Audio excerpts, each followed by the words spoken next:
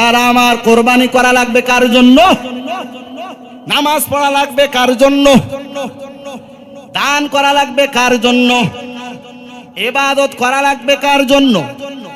সামনে কোরবানি আসতেছে, এটা করবেন বিয়াইকে দেখানোর জন্য, শ্বশুরকে দেখানোর জন্য, জামাই বাড়ি গোস্ত দেওয়া লাগবে এই জন্য? না না, নামাজও আল্লাহর জন্য, যাকাতও আল্লাহর জন্য।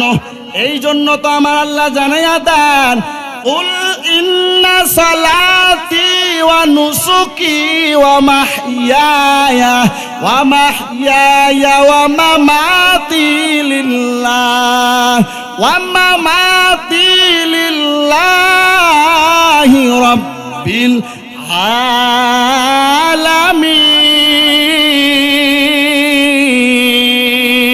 আলামিন। ইয়া ইলাহি তু মেরা মাবুদ হ্যায়, ইয়া ইলাহি তু মেরা মাশূক হ্যায়, ইয়া ইলাহি মুঝসে মুঝকো दूर कर, आके देखो मुझ में तुझको एक नजर। हजरत इब्राहिम अलैहिस्सलातु वस्सलाम দীর্ঘ সময় জীবনের পুরোটাই কাটিয়ে দেননি সন্তান অবস্থা। যখন তার বয়স ৮৬ বছর, তখন আল্লাহ তাআলার কাছে দোয়া করলেন, আল্লাহ তাআলার কাছে প্রার্থনা করলেন, রব্বি হাবলি মিনাস সলিহিন, আয় আল্লাহ আপনি আমাকে একটা সন্তান দান করেন। আল্লাহ তাআলা দোয়া কবুল করলেন। আল্লাহ তাআলা জানায়া দিলেন, ফাবাশশারনাহু বিগুলামিন হালিম। ইব্রাহিম নবী দোয়া করেছেন কার কাছে? একটু চিল্লায়া বলা লাগবে, কার কাছে? আল্লাহ তাআলার কাছে দোয়া করেছেন। ইব্রাহিম নবী হয়েও যদি আল্লাহ তাআলার কাছে দোয়া করতে পারে, সন্তান চাইতে পারে, আল্লাহ তাআলার কাছে প্রার্থনা করতে পারে, তাহলে আপনার আমার যদি সন্তান দরকার হয়, আপনার আমার যদি পুত্র দরকার হয়, জোরে বলেন কার কাছে চাওয়া লাগবে? কোন পীরের কাছে চাওয়া যাবে? কোন কবিরাজের কাছে চাওয়া যাবে? কোন বাবার কাছে চাওয়া যাবে? না না, আল্লাহর কাছে চাও রে মুমিন, আল্লাহর কাছে চাও। আল্লাহর কাছে চাইলে আল্লাহ খুশি হইয়া যান, সুবহানাল্লাহ। আল্লাহর কাছে চাইলে আল্লাহ খুশি হয়ে যান, না চাইলে আমার আল্লাহ বেজার হইয়া যান। ক্বালা রাসূলুল্লাহ সাল্লাল্লাহু আলাইহি ওয়া আলিহি ওয়া সাল্লাম, মান লাম ইয়াসালিল্লাহ ইয়াগদাব আলাইহি। রহমতের নবী বলেন, যে ব্যক্তি আল্লাহর কাছে কোনো কিছু চায় না, আমার আল্লাহ তার উপর রাগান্বিত হয়ে যায়। কি বুঝলেন? আল্লাহর কাছে যে বান্দা চায়, আল্লাহ তাআলা ওই বান্দার উপর রাজি হয় না, বেজার হয়, রাজি হয়ে যায়। কথার জবাব দেওয়া লাগবে। মানুষের কাছে চাইলে মানুষ বেজার, মানুষ মুখ ঘুরায় নেয়, কথা কয় না। মানুষের কাছে চাইলে মানুষ মুখ ঘুরায় নেয়, বেজার হয়, মানুষ মন খারাপ করে। তার কারণ হলো মানুষ হলো অভাবী। জোরে বলেন, মানুষ অভাবী, মানুষ হলো স্বার্থপর, মানুষ হলো গরিব, মানুষ হলো ফকির, মানুষ হলো স্বার্থপর। আর আমার আল্লাহর কোনো স্বার্থ আসেনি। আমার আল্লাহ গরিব নি, আমার আল্লাহ মিসকিন নি, না না। আল্লাহ তাআলা বলেন, ইয়া আইয়ুহান নাস আনতুমুল ফুকারাউ ইলাল্লাহ ওয়াল্লাহু হুয়াল গনিয়ুল হামিদ। উম্মীদ। রঙ্গে তাকওয়া রঙ্গে সিদক রঙ্গে দিল তাবদ বাকি বুয়াত বর আবেদি।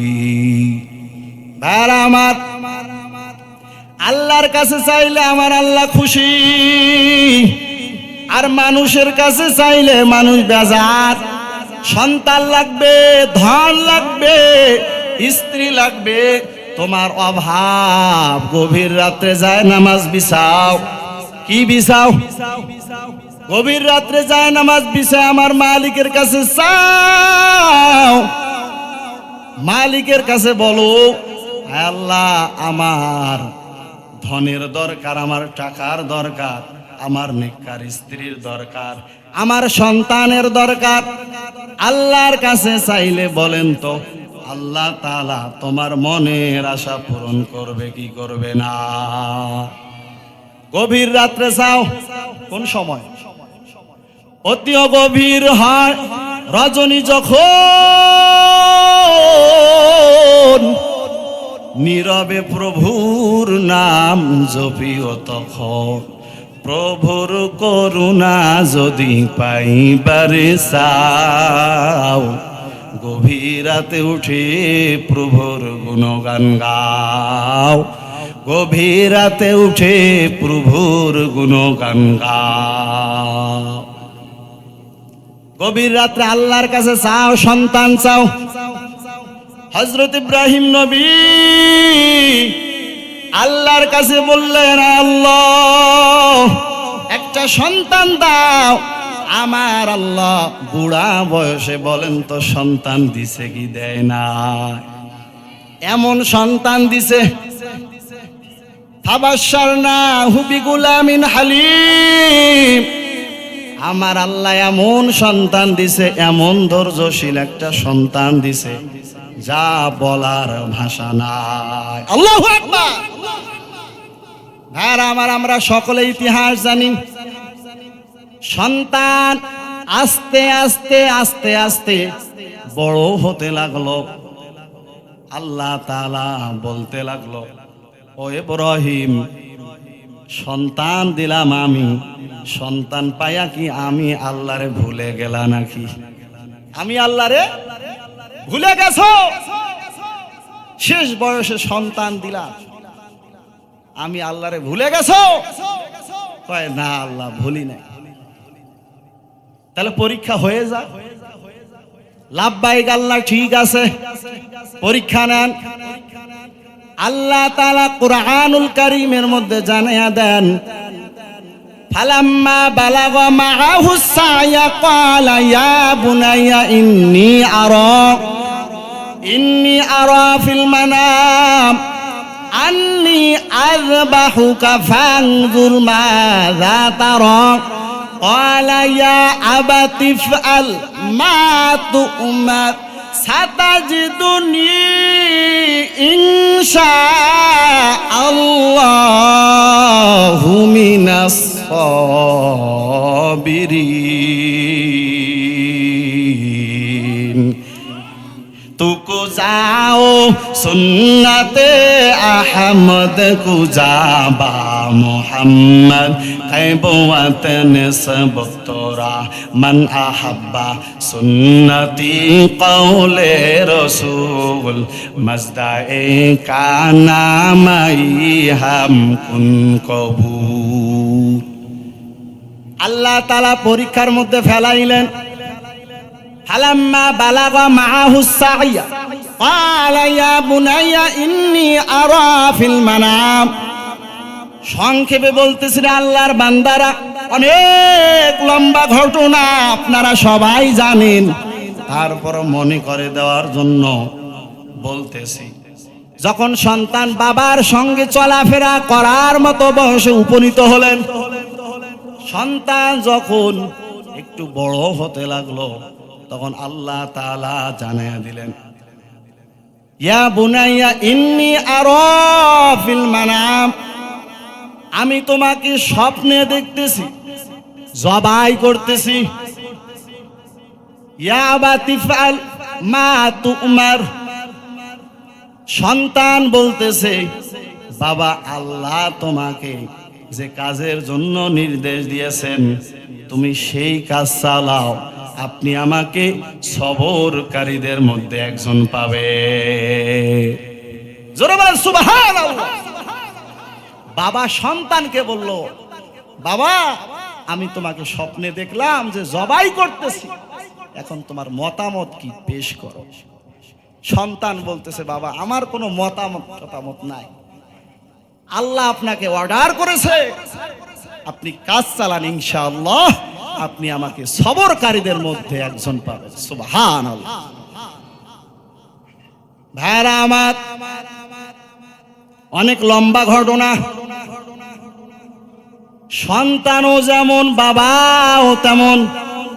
সন্তান এবং বাবার মধ্যে কথা ক্লিয়ার, আর কোনো সমস্যা নাই। বাবা সন্তানকে নিয়ে ওই মিনা বাজারের দিকে চলে গেল। যাওয়ার সময় সন্তানকে শয়তান ধোঁকা দেয়।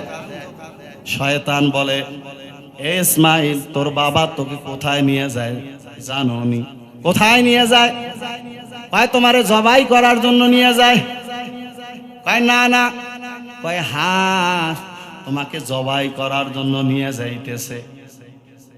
কয় বাবা যদি সন্তানকে জবাই করার জন্য নিয়ে যায়, অবশ্যই আল্লাহ তাআলার অর্ডার, আমার কোনো দ্বিমত নাই।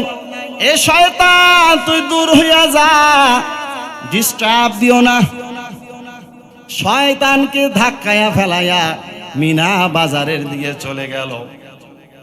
ইব্রাহিম নবী জানায়া দিচ্ছেন, ইব্রাহিম নবী সন্তানকে জানায়, ও বাবা আপনি আমাকে জবাই করেন, জবাই করার পূর্বে একটা কথা আছে, আপনি যদি আমাকে বাড়ির মধ্যে বলতেন তাহলে আমি মার কাছে ক্ষমা চেয়ে নিয়ে আসতে পারতাম, আমি মার কাছে দোয়া চেয়ে নিয়ে আসতে পারতাম। ও বাবা আপনি যেহেতু আমাকে বলেন নাই কোনো সমস্যা নাই, এখন আপনি আমাকে জবাই করার জন্য প্রস্তুতি গ্রহণ করেন। আমার হাত বেঁধে নেন, আমার চক্ষু দুইটা বেঁধে নেন, আমার গলায় জবাই করার জন্য ছুরিটা ধার দিয়ে নেন। তার কারণ মানুষ যখন দুনিয়া থেকে চলে যায় অবশ্যই কষ্ট হয়। ছুরিতে যদি ধার না থাকে আর আমার যদি কষ্ট হয়, আমি যদি পা দিয়া কোনো সময় লাড়া দেই, জবান দিয়া যদি কিছু বের হয়, এই জন্য ছুরিটা আপনি ভালো করে ধার দিয়ে নেন। ও বাবা আমার পোশাকটা আপনি চাইলে মার কাছে নিয়ে যাইতে পারেন, মা আমার পোশাক দেখে হয়তো কলিজাটা ঠান্ডা করতে পারে। আর আমার সব প্রস্তুত। এখন ইব্রাহিম নবী সন্তানকে শোয়াইয়া জবাই করবে। সন্তানকে শোয়াইলো, ছুরিটা ধার দিয়া গলার মধ্যে লাগাইলো। আর আমার ছুরি চালাবে চালাবে ভাব, ছুরি চালাচ্ছে, কিন্তু ছুরি আল্লাহর অর্ডার ছাড়া কাটবেনি, কাটবেনি। আল্লাহ তাআলা আসমান থেকে জানাইয়া দেন, এ ছুরি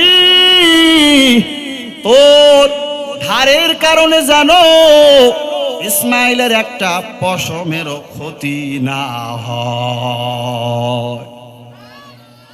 আর আমার কে নিষেধ করেছেন? আল্লাহ তাআলা নিষেধ করেছেন। আর ওদিকে ফেরেশতা দোয়া করতেছেন, ও মালিক বুড়া বয়সে একটা সন্তান দিলা, আবার পরীক্ষার মধ্যে ফেলাইলা, আল্লাহ আপনি কি ওই বুড়া মানুষটার উপর রহম করতে পারেন না? ইসমাইলকে কি আপনি জানটা ভিক্ষা দিতে পারেন না? ফেরেশতারা দোয়া করতেছেন। আল্লাহ তাআলা দোয়া কবুল করলেন। আল্লাহ রব্বুল আলামিন জিবরাইলকে বলল, ও জিবরাইল যাও যাও জান্নাত থেকে একটা দুম্বা নিয়া ইব্রাহিম নবীর ছুরির নিচে শোয়াইয়া দাও। তাই করলেন। ইব্রাহিম নবী যখন দেখতেছে ছুরি কাটছে না, রাগ করে পাথরের উপর আঘাত করলেন, পাথর পর্যন্ত কেটে গেল, কিন্তু মানুষ কাটতেছে না। এবার নিয়াত করলো যে রক্ত না লাগা পর্যন্ত ছুরি চালা বন্ধ করব না। আর আমার আল্লাহ তাআলা জিবরাইলকে বলে, জিবরাইল যাও,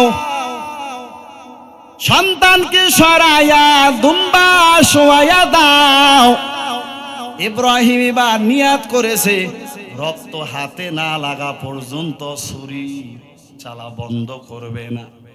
আল্লাহ তাআলার অর্ডার মতো জিবরাইল দুম্বা এনে শোয়াইয়া দেন।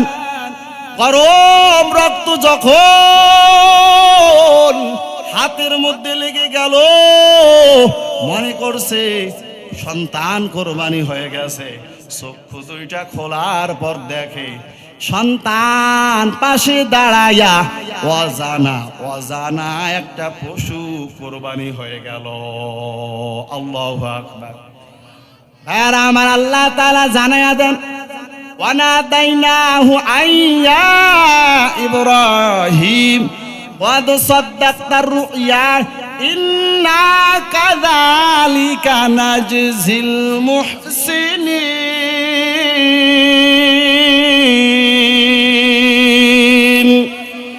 আল্লাহ রাব্বুল আলামিন বলতেছেন, ও ইব্রাহিম, তুমি তোমার স্বপ্নকে সত্যে পরিণত করে দেখাইলা, আর আমি এভাবে মুহসিনদের প্রতিদান দিয়ে থাকি।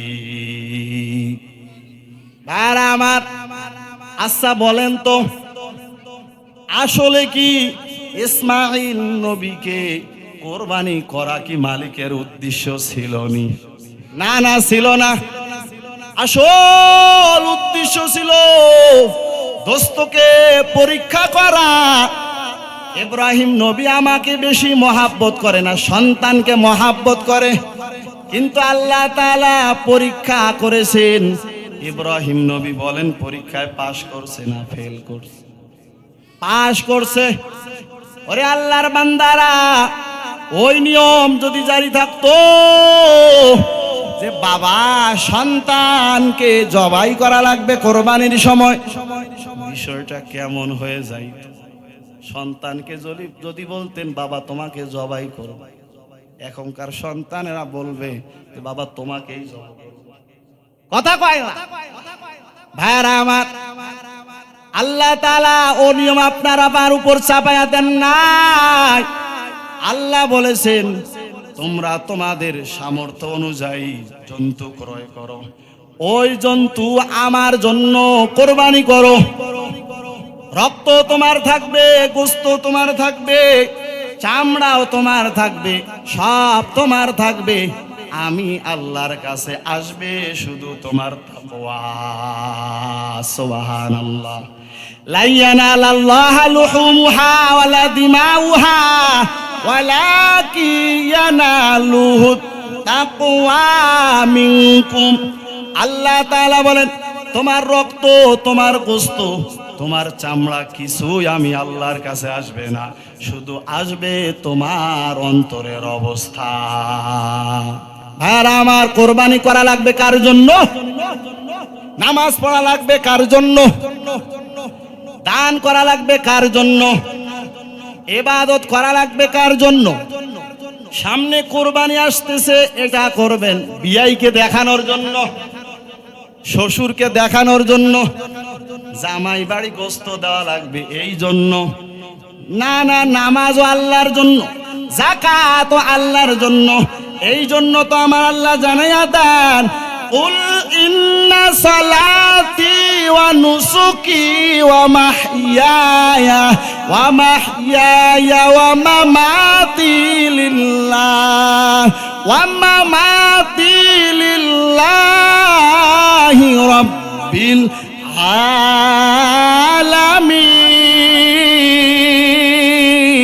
आलमीन। या इलाही तू मेरा माबूद माबूद है, या इलाही तू मेरा माशूक है, या इलाही मुझसे मुझको दूर कर, आके देखो मुझ में तुझको एक नजर। ও আল্লাহর বান্দারা, এখনই শেষ করে দিব। সামনে আপনার আমার কোরবানি আসতেছে, সামনে আপনার আমার ঈদুল আজহা আসতেছে। এখন থেকেই প্রস্তুতি নেওয়া লাগবে, এখন থেকেই টাকা ম্যানেজ করা লাগবে, এখন থেকে কার সঙ্গে ভাগ দিবেন লোকটা ম্যানেজ করা লাগবে। এই জন্য যার সঙ্গে ভাগ দিবেন লোকটা যাতে নামাজি হয়, যে টাকা দিয়া ভাগ দিবেন ওই টাকা যাতে খালেস হয়। আপনি যে নিয়াতে ভাগ দিবেন এই নিয়াতটা যেন কাকে রাজি খুশির জন্য হয়। জোরে বলেন আল্লাহ তাআলাকে। ভাইরা আমার সম্মানিত হাজিরি, নামাজও যেমন আল্লাহর জন্য, যাকাতও আল্লাহ তাআলার জন্য, আর কোরবানিটা যদি অন্য মানুষকে দেখানোর জন্য দেন, কি বলেন কোরবানি হবে? কোরবানি হবে না। আপনি নিয়াত যদি খালেস করেন, নিয়াত আপনি সহি করলেন যে আল্লাহ তাআলাকে রাজি খুশির জন্যই আমি কোরবানি দিচ্ছি। আচ্ছা বলেন তো, মোটা গরু কি চিকন হয়ে যাবে? গরু শুকায়া কি ছাগল হয়ে যাবে? সবে ঠিক থাকবে। নিয়াত খালেস করো, মাওলাকে পেয়ে যাবেন। গোস্ত খাওয়া হবে, চামড়াও তোমার, রক্তও তোমার, সব কিছু তোমার। কি বলে নিয়াত খালেস করতে পারবো না ইনশাআল্লাহ? কারা কারা রাজি আছেন দু হাত তুলে দেখান। লিল্লাহে তাকবীর। আল্লাহ তাআলা আপনাকে আমাকে মালিকের রাজি খুশির জন্য কোরবানি করার তৌফিক দান করুক। এখন অনেকেই বলবেন যে আমরা তো মুসলমান আছি, আমার বাবাও ছিল মুসলমান, আমার দাদাও ছিল মুসলমান, আমার 14 গোষ্ঠী মুসলমান, আমিও তো মুসলমান। আবার আল্লাহ বলতেছেন তোমরা মুসলমান না হয়ে মরিও না। এরে যুবক, আসলে মুসলমানের ঘরে জন্মগ্রহণ করলে আসলে মুসলমান হওয়া যায় না। দাদায় মুসলমান থাকলে মুসলমান হওয়া যায় না, বাবাও মুসলমান হলে মুসলমান হওয়া যায় না। মুসলমান তো ওই ব্যক্তি যে কখনো নামাজ ছাড়বে না, যে কখনো মিথ্যা কথা বলবে না, যে কখনো সুদ খাবে না, যে কখনো মানুষকে ধোঁকা দিবে না। মুসলমান তো ওই ব্যক্তি যে কখনো নামাজ ছাড়বে না। কিন্তু আমরা নিজেকে মুসলমান দাবি করি, ফজরেরও খবর নাই, আসরেরও খবর নাই, জোহরেরও খবর নাই, মাগরিব এশারও খবর নাই।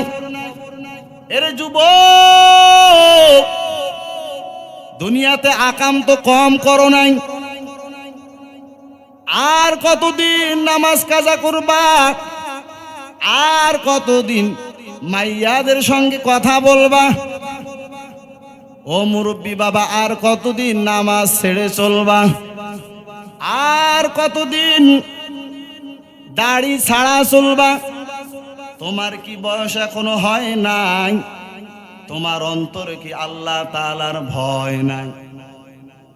তোমার মতো কত যুবক রাস্তার মধ্যে গাড়ি চালায়, 5 ওয়াক্ত নামাজ ছাড়ে না। তোমার মতো কত যুবক সরকারি চাকরি করে তারপরও নামাজ ছাড়ে না। তোমার মতো কত যুবক স্কুল কলেজের মধ্যে পড়ে তারপরও নামাজ ছাড়ে না। তোমার মতো কত যুবক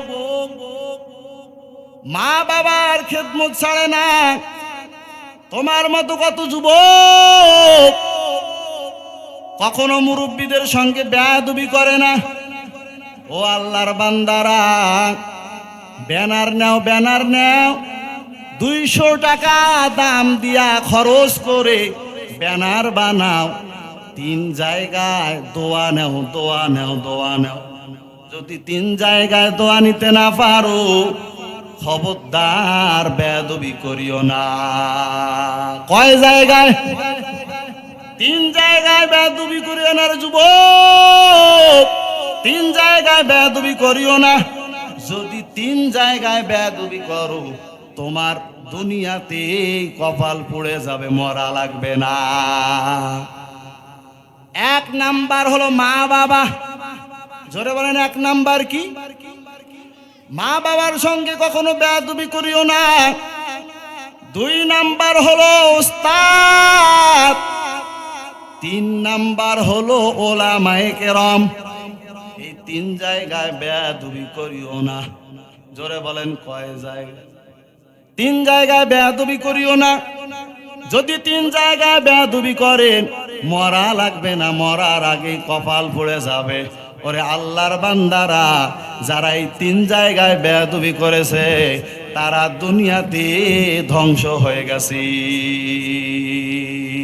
লিকুল্লি শাইইন জিনাতুন ফিল আরাম ওয়া জিনাতুম মারই তামামুল আদাবি। আজ খোদা খাহিমে তৌফিকে আদব, বে আদব মাহরুমে গাস্তাজ ফজল রা। তিন জায়গায় বেয়াদবি করবেন নি, করা যাবে? ধ্বংস হয়ে যাবে। এই জন্য যুবক ভাইরা আমার, মা বাবার সঙ্গে কখনো বেয়াদবি করবেন না, ওলামায়ে কেরামের সঙ্গে কখনো বেয়াদবি করবেন না, ওস্তাদের সঙ্গে কখনো বেয়াদবি করবেন না। যদি তিন জায়গায় দোয়া থাকে তাহলে তুমি সফল হয়ে যাবে। তোমার লেখাপড়া, তুমি ফার্স্ট হবা, তোমার জীবন ধন্য হবে, তুমি ব্যবসার মধ্যে সফল ব্যবসায়ী হবে। কি বলেন, ঠিক না ভাই? ঠিক।